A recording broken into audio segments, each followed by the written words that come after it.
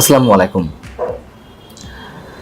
আমাদের প্রধান উপদেষ্টা ডক্টর মোহাম্মদ ইউনূসের ফাইনাল গোলটি আসলে কোথায়?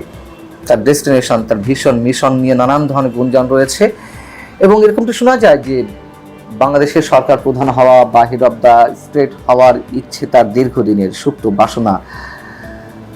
আগামী তো যে রাজনৈতিক দলটি হয়েছে কিংস পার্টি হিসেবে আমাদের সামনে এসেছে, জাতীয় নাগরিক পার্টি, তার বুদ্ধি পরামর্শে অর্থনৈতিক সহযোগিতায় সব ধরনের ব্যাকআপে যে এই দলটি এসেছে তা ওপেন সিক্রেট, এটা আমি নিজেও মনে করি, সরাসরি বলিও। সেই দলের মাধ্যমে দলীয় প্রধান হবেন কিনা কখনো ভবিষ্যতে, অথবা এই দলের মাধ্যমে তিনি আগামীতে দেশের রাষ্ট্রপ্রধান বা সরকার প্রধান হিসেবে আবার নতুন করে আবির্ভূত হবেন কিনা, নানান ধরনের বিতর্ক, নানান ধরনের গুঞ্জন আমাদের মধ্যে রয়েছে। সেই জায়গা থেকে এখন তার সেই সুপ্ত বাসনার অন্যতম একটি অংশ কি খুব ম্যাটিকুলাস ডিজাইনে সার্জিস আলম আমাদের সামনে নিয়ে এলেন। তার কারণ জাতীয় নাগরিক কমিটির মুখ্য সংগঠক, দর্শক আপনারা বোধহয় এর মধ্যে অনেকে জেনেছেন যে তার ফেসবুক স্ট্যাটাসে একটি পোস্ট দিয়েছেন, যেখানে তিনি বলতে চেয়েছেন যে ডক্টর মোহাম্মদ ইউনূসকে এক মেয়াদে প্রধানমন্ত্রী হিসেবে দেখতে চাই। বেশ মজার বিষয়। তিনি বলছেন যে প্রফেসর ডক্টর মোহাম্মদ ইউনূসের মতো একজন স্টেটসম্যানকে 5 বছরের জন্য বাংলাদেশের একটি নির্বাচিত সরকারের প্রধানমন্ত্রী হিসেবে পাওয়ার আকাঙ্ক্ষা আমার আজীবন থাকবে। তিনি লিখতেই পারেন, কিন্তু পিছনে অন্য কোনো উদ্দেশ্য আছে কিনা। সার্জিস আলমের এই স্ট্যাটাসটিকে আমরা কতটা গুরুত্বের সঙ্গে নিব?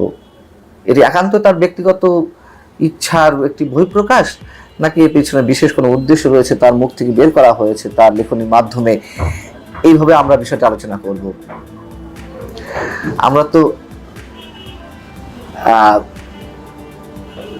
ঘরপোড়া গরুর মতন অবস্থা, সিঁদুরে মেঘ দেখলে ভয় পায়। তাই এই ধরনের মন্তব্য যখন আসে তখন অবশ্যই কিছুটা বিশ্লেষণ বা ব্যাখ্যা করা ছাড়া উপায় থাকে না। দর্শক আপনাদের নিশ্চয় মনে আছে এই বিষয়টি অনেকেরই জানা, 111 সরকারের সময় বা 111 সরকার যখন গঠিত হবে তখন ডক্টর মোহাম্মদ ইউনূসকে সেনাবাহিনী থেকে প্রস্তাব দেওয়া হয়েছিল যে আপনি প্রধান উপদেষ্টা হিসেবে আসুন, শপথ গ্রহণ করুন। তিনি হননি রাজি। কেন হননি? ডক্টর মোহাম্মদ ইউনূসের পাল্টা প্রশ্ন ছিল, আমি যে প্রধান উপদেষ্টা হব কেয়ারটেকার গভর্নমেন্টের, কতদিনের জন্য? সেনাবাহিনীর পক্ষ থেকে সম্ভবত বলা হয়েছিল 3 মাস বা 6 মাস। তিনি বলেছেন যে না, আমি হব না। তার কারণ তিনি কম সময়ের জন্য সরকার প্রধান হতে চাননি। এবার হয়েছেন, এবার রিজাইনটা বোধহয় আগে থেকে করা ছিল, 1 বছর 1.5 বছর, এই জন্য তিনি হয়েছেন। অথবা সামনে আরো কোনো পরিকল্পনা আছে কিনা আমরা জানি না, এই মুহূর্ত পর্যন্ত আমরা জানি না। তবে আশঙ্কা তো অনেক ক্ষেত্রেই করা হয় এবং এটি তো ওপেন সিক্রেট এখন যে নির্বাচন বিলম্বিত করার জন্য যা যা করা হচ্ছে, এই ছাত্রদের দলকে ক্ষমতায় আনার জন্য নির্বাচন নিয়ে টালবাহানা করা হচ্ছে, এখনো পর্যন্ত কোনো ধরনের রোডম্যাপ ঘোষণা করা হয়নি। এবং সত্যি সত্যি ছাত্রদের দল যদি ক্ষমতায় আসে তাহলে নিশ্চয়ই তারা ডক্টর মোহাম্মদ ইউনূসকে বেছে নেবে সরকার প্রধান হিসেবে। তারই অংশ হিসেবে কি সার্জিস আলম এই স্ট্যাটাসটি দিলেন? আগে থেকে একটু একটু করে জানান দেওয়ার চেষ্টা করছেন। এবং এই সার্জিস আলম, হাসনাত আব্দুল্লাহ যা কিছু বলছেন, নিশ্চয়ই হয়তো কিছু বলছেন না, তাদের দীর্ঘ প্ল্যানিং এর অংশ হিসেবে এক এক করে বেরিয়ে আসছে। যেমন সেনাবাহিনীকে মানুষের মুখোমুখি দাঁড় করিয়ে দেওয়ার একটা অপচেষ্টা হাসনাত আব্দুল্লাহ ছিল, দলের সাথে আলোচনা না করে তিনি তার ফেসবুকে এটি দিয়েছিলেন। কি কথা তাদের সঙ্গে 11 মার্চ হয়েছিল এবং পরবর্তীতে সেটা আবার একটু লেভেল দেওয়ার চেষ্টা করলেন সার্জিস আলম। আবার এখন এসে তিনি এই কথা বলছেন। এই সার্জিস আলমরা তো নিজেদেরকে খুব পণ্ডিত ভাবেন।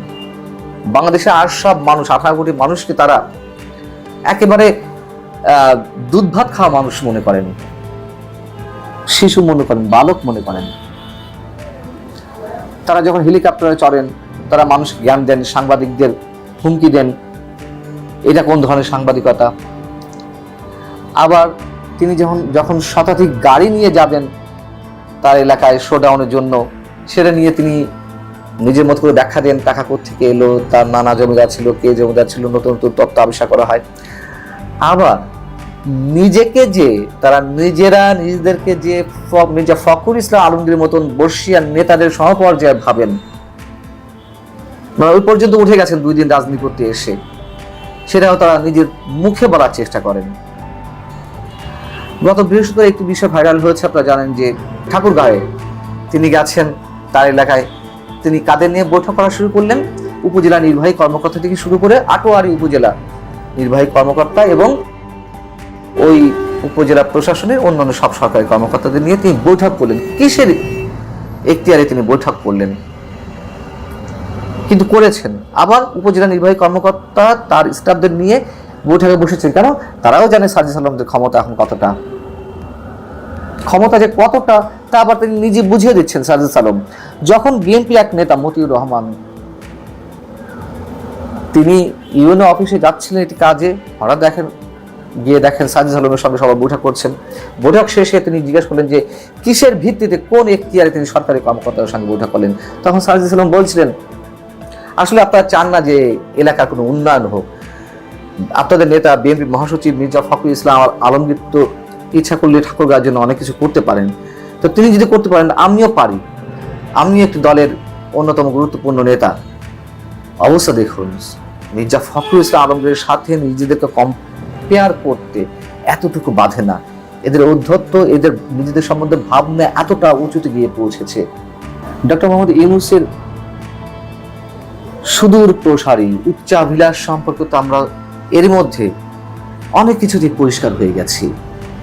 এবং এই কথা আমি বলেছি এর আগে আপনাদেরকে যে 5 আগস্ট গণঅভ্যুত্থানের মাধ্যমে আর কারো উপকার হোক আর না হোক, সবচেয়ে বড় বেনিফিশিয়ারি আমাদের প্রধান উপদেষ্টা ডক্টর মোহাম্মদ ইউনূস। যেমন তার বিরুদ্ধে যতগুলো মামলা ছিল সবগুলো যেমন উইথড্র করা হয়েছে, আবার আদালতের মাধ্যমে তিনি একের পর এক নানান ধরনের সুবিধা পাচ্ছেন। তার গ্রামীণ ট্রাস্টের যে টাকা পাওনা ছিল, সরকারের কাছে দেনা ছিল 666 কোটি টাকা, সেগুলো মকুব করে নিয়েছেন। আরো এরকম আরো অন্যান্য অনেক অনেক সুবিধা এর মধ্যে তিনি আদায় করে নিয়েছেন। গ্রামীণ ভার্সিটি নিয়েছেন, আবার শুনছি গ্রামীণ হসপিটাল নাকি নিবেন। এগুলো এটা যদি গুঞ্জন আকারে রয়েছে এটা আমি শিওর না।